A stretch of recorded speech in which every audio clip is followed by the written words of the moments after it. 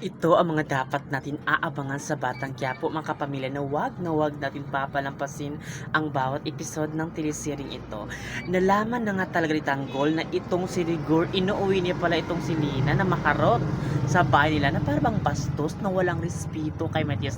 Nang malaman nga ito ni Tanggol ay galit na galit ito kasi hindi niya matanggap na ginaganito sila ni Rigor at ni Lina, kaya aabangan natin yung mga kapamilya kung ano ang kayang gawin ni Tanggol sa dalawang tao na ito na pasaway na sina Rigor at Tina, kaya aabangan natin yan mga kapamilya. At itong mga kumakalaban kay Ramon, kasi marami talaga nawala kay Ramon na mga droga, galit na galit talaga siya sa mga taong kakalaban sa kanya at hindi siya titigil hanggat hindi mapatay ang mga taong abusado para sa kanya. Kaya abangan natin yan.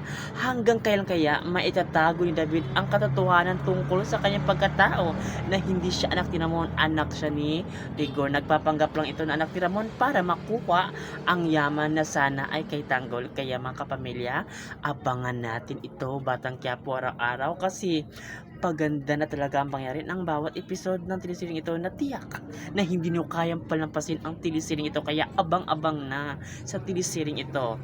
Maraming salamat mga kapamilya. Thanks for watching.